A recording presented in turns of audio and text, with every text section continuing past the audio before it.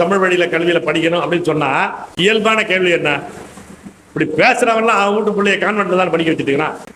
பேசுற திமுக காரன் அவன் இங்கிலீஷ் மீடியம் ஸ்கூல் நடத்திட்டு இருக்கிறான்.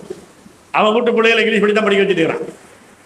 அதன் காரணமாகவே தமிழ் வழி கல்வி தப்புன்னு ஆயிடாது இல்ல. நம்ம என்ன பண்ணிக்கிறோம், அவன் ஏமாத்துக்காரன், அவன்லாம் பொழைச்சிக்கிறான், நம்மளை மட்டும் சேத்துல தள்ளி விட்டான் அப்படின்னு முடிச்சுக்கிறோம். இப்ப என்ன ஆகுதுன்னா, திமுக எதிர்ப்புக்குள்ள மட்டுமே இருந்துட்டு இருந்தீங்கன்னா அதனுடைய பின்னணி அரசியல் புரியாம நாம அறகுறை ஆளா இருக்கும். அது என்ன நடக்குது, ஏன் நடக்குதுன்னு புரியாம இருக்கும். அதெல்லாமே தெரிஞ்சுக்கணும். இப்ப ஏன் நம்ம திமுகவை எதிர்க்கிறோம்னா, இவன் டெல்லிக்கு சலாம் போடுறாங்க, ஆரிய கொள்கைகளை திராவிடம் என்ற பெயரால் செயல்படுத்தி கொண்டிருக்கிறாங்க. இதுதான் நம்முடைய பிரச்சனையை தவிர, இவங்க சண்டை போடுறவன் சொல்லிட்டு இருக்கிறான் பாருங்க, இல்லன்னு நம்ம சொல்றோம். இவன் அவனுடைய கையாடு நம்ம சொல்றோம். இதுதான் நமக்கு பிரச்சனையை தவிர, இவர் தான் நமக்கு எதிரி, பிஜேபி நமக்கு எதிரியே இல்லைன்னு போயிட்டீங்கன்னா நாம மீளவே முடியாது.